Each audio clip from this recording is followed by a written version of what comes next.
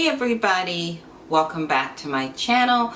I'm Katya Woods. Today we're going to talk about the big one, Avengers Infinity War.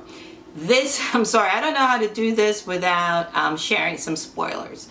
So if you haven't seen the movie and you don't want me to give away any spoilers, I suggest you skip this review and come back a week from now.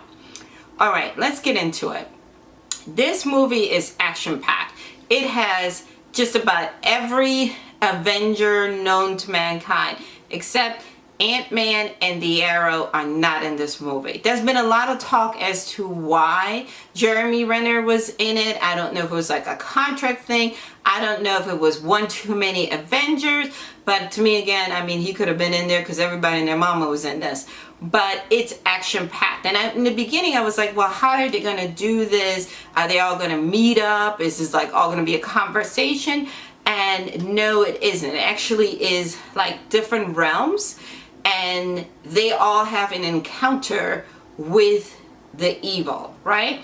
So Josh Brolin is really like somebody that's very much more known for playing good guys. He has done an outstanding job in playing more or less the bad guy, right? And like I said, the movie starts with Loki, Thor, and Josh Brolin's character, who is the bad guy of all bad guys, and he plays Thanos, right? If you look closely, a lot of the characteristics of Josh Brolin's actual face, like here and here, is very similar to Thanos. And it starts with him starting to get the stones, right?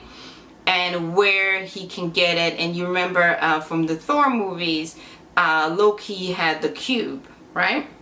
So it starts off with that, and they have their encounter, and he takes the hammer. As we know, that is Thor's strength, right? So that goes a little interesting. One of the characters dies. I'm not going to say who. I'm not going to be completely awful about it. But and then he gets that, and off he goes. Now, the other character within the Avenger family that has a stone is Doctor Strange, right? Doctor Strange, it's the necklace, and he has it, and they feel the disturbance in the Force. And they have Tony Stark's and the Hulk. They show up, right? They show up at his at his abode, at his dojo, and they say, you know, this is what's going on, and this is what they're feeling, and so forth and forth. Mind you, during this time, Tony Stark's has also gotten engaged, and you know, trying to live a normal life. If I caught this correctly, he no longer has to wear the circle thingy. And forgive me, I'm not that into it, but he had the operation, so he can more or less move without it. Before he needed it, right? It was like a heart monitor, but now he had the operation, so he's good. But he more or less is wearing it because, you know, just to remind himself of who he is and what his mission is. So him and Gwyneth Paltrow's character have gotten engaged.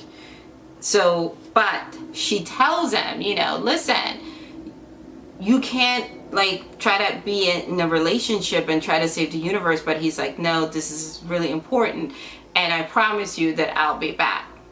So they meet up at the dojo with Doctor Strange, played by Benedict Cumberbatch, and the Hulk.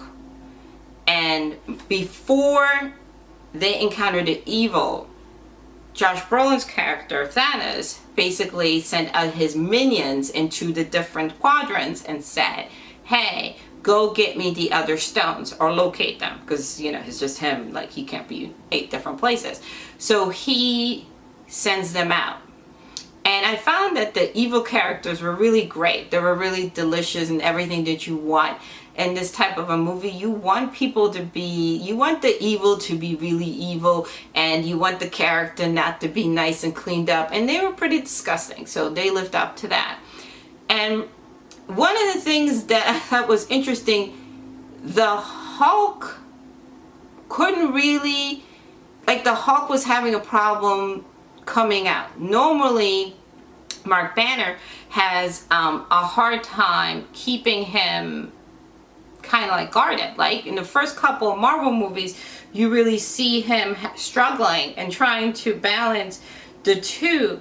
And then with this one, like, he wasn't coming out. Like, for whatever reason, it was like he was on vacation, and Mark Ruffalo's character had to basically be like, okay, I have to help my friends, but not as the Hulk, but as me.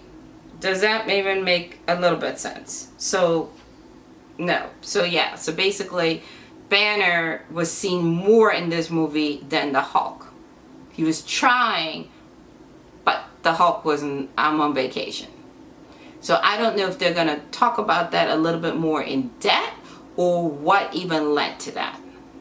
But that's what I thought was really, really strange. Then, of course, the Galaxy people, they were on their ship. So, of course, you have Gamora, which in this movie, spoiler alert, is Thanos' stepdaughter or adopted daughter, right? So she kind of knows a little extra about him. And then remember, she has a sister. A lot of stuff going on. But, you have Rocket Raccoon. You have, of course, Chris Pratt's character in this, Star-Lord, and the rest of the Galaxy guys all together, including Groot. And they're on the ship. And they're out there, and they go to where Thor and Loki and were originally, and they see that that planet is destroyed. So they pick up a floating Thor, and then Thor fills them in on what is going on. And then she's like, oh crap, this, that, and the third. And she makes Star-Lord promise that no matter what happens, if it goes all the way south, that he has to kill her, because she has she knows something that can jeopardize the whole universe that she didn't tell anybody. So, of course, they're in love, and he's like, like, no, I'm not going to kill you. Like, what are you, crazy? But as the movie continues, it will unravel itself why and how that piece is so important.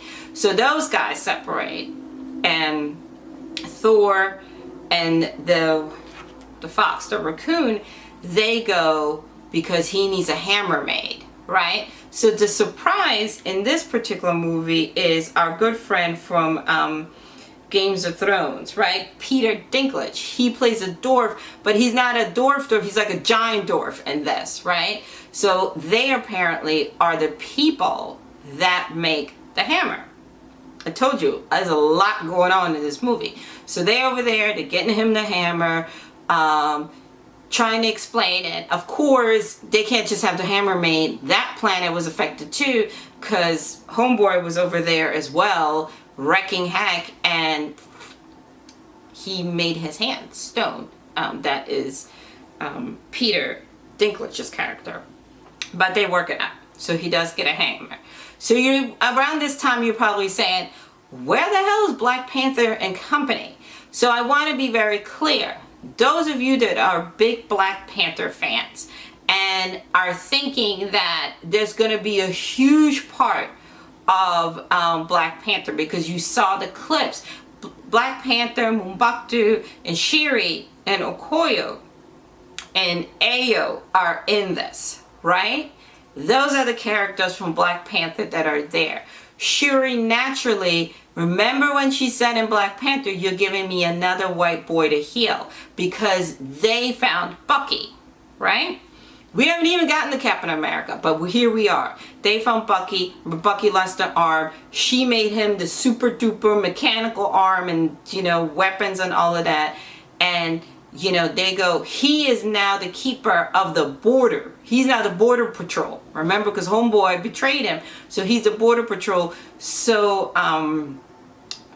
Okoye and Black Panther go and speak to Bucky and say, hey, it's time to get the arm on and get popping because stuff is about to come here. So he gets the super duper like bionic man arm that of course Shuri made. And he's like, let's roll, right?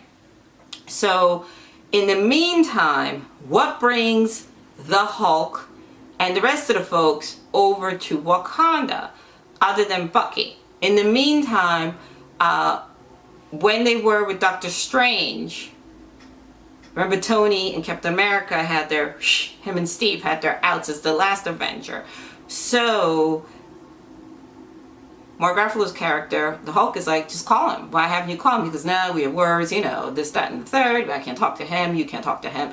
That type of stuff. Okay. So while they dealt with that facet of the evil, they didn't get the stone that time. They got swept away, which is a whole nother situation. But Mark Ruffalo's character was left behind, aka the Hulk. He gets on the phone. Out of all things, these people got technology left and right. Why in the world does Tony Stark have a flip-up phone? Riddle me that. Side note. So he calls Steve Austin, and of course, dun, dun, dun, dun, Steve and Black Widow, which is Scarlett Johansson, they show up, right? But remember, he turned in his shield. So what do you think they gave him in Wakanda? 2 shields. Hello, of course. Remember in the preview, Black Panther, T'Challa goes, get that man a shield. They only got him 1 shield, they got him 2 shields. So which Shuri made. Now, here's the other reason why Wakanda was so important, right? Remember we talked about the stones. Vision. He has the other stone that Thanos wants. So they're saying, because Shuri is super, super smart and Wakanda, again, is advanced, she can replicate the stone and they can take the stone out of Vision, put the new stone in there, and then they blow up the old stone, right? But great plan, it just didn't go that way because that's not how stuff works over there in Avengers Infinity War, right? So you have, meantime, there's another side love story. I mean, so many people are in love in this movie, like Elizabeth Olsen's character, which is Wanda Maximoff, and Vision, they're a couple, right? So, of course, because he's got the stone, where they are in Scotland, the people all over the dang on world, they're getting attacked.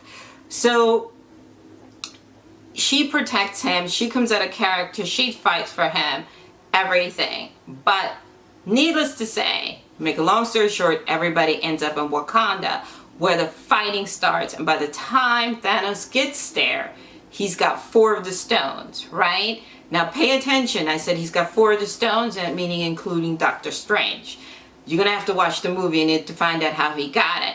But, so, Wanda Maximoff, although she loves Vision, understands that the whole of mankind and the planets depends upon this. She destroys it, right?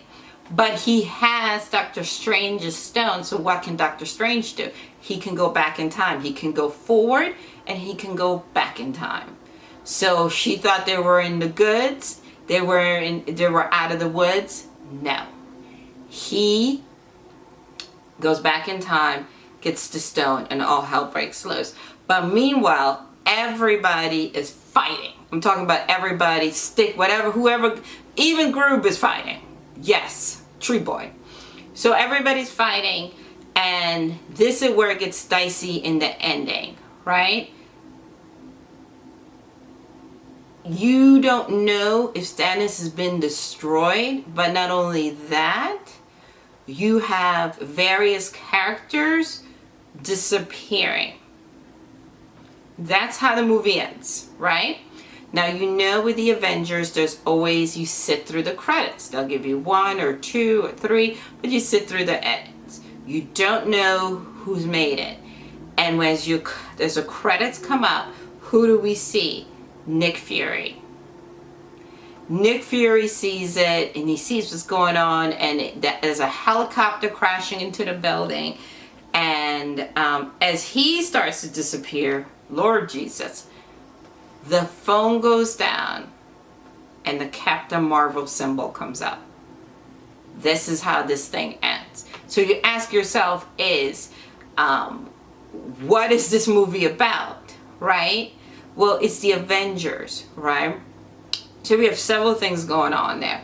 Is this a transition to introduce new characters? Is this a transition to set up because the Captain Marvel movie is coming out, right? Is this a transition to a bigger one, right? Why wasn't Arrow really in this? Why wasn't Ant-Man in this? But Spider-Man was. Spider-Man's costuming was really, really good. They really upped him and everything like that. And there's a lot of humor in this movie, like good humor. Not like cheesy humor, but good humor. And a lot of things, a lot are unanswered. This basically was a whole big action-packed comedy with leaves you with a whole ton of question marks at the end. Again, for those of you that Black Panther movies, don't go into this thinking that those folks are taking a stage. No, it's packs these groups of characters over here, these groups of characters over there, these groups of characters over here, these groups of characters are in there, and they're all fighting with, these different entities, right? Trying to keep planet Earth safe. And in order for do that, they can't all be in the same place, and they're all utilizing their strengths, right? But nevertheless, it is a huge type of situation. And does Thanos live, right? Are they in an alternate universe, right? Was this a setup to introduce Captain Marvel, right? Which is played by Brie Larson. You just saw the symbol. Is Nick Fury coming back into this? Or like what exactly? It's a huge question mark. You know, this reminds me of like Star Wars, where the middle chapter always is the one where you're like, oh, is he? Are they related? Is what this is, what that is? And then the one after that answers all the questions. And that's basically what I think this movie is. This movie is the setup to get you to ask more questions. Also, mind you, Robert Downey Jr. as well as Chris Evans are at the end of their contract, and I think Scarlett Johansson's too, as far as with Marvel. Remember, Marvel signed you up, I believe it's 4 to 5 pictures, right? And their contract is up. So in order to get all of them to come back and to give us the finish that we deserve for Avengers 3, they're going to have to ante up the money. Because right now, this is a bona fide world type of packaging thing. They're going to have to up the money for Robert Downey Jr. They're going to have to up the money for Chris Evans, right? I don't know where Mark Ruffalo is in this, but definitely. So, you know, leave your thoughts. I mean, I enjoyed it. A lot of people were like, what the H? But definitely leave your feedback. Were you like confused? Did you need a minute to kind of like go, oh, okay, this is what it is? That's a conclusion that I drew from it. But this is a summer movie. This is action-packed. It's a good time. If you walk out or you come late, you're going to miss a vital part. And of course, as always, stay until the end of the credits. Like, don't get up. When I went to a viewing, this poor kid's dad made him get up before all the credits rolled up. Dad was not a fun guy. But as always, leave your thoughts. I want to know what you think. Do you think this was a setup to get us ready to introduce Captain Marvel? Or what do you think it was? Or do you just think it was like one big confusion? I really want to hear from you. And as always, give this a thumbs up or a thumbs down. And make sure that you subscribe. And I'll see you at the next go around.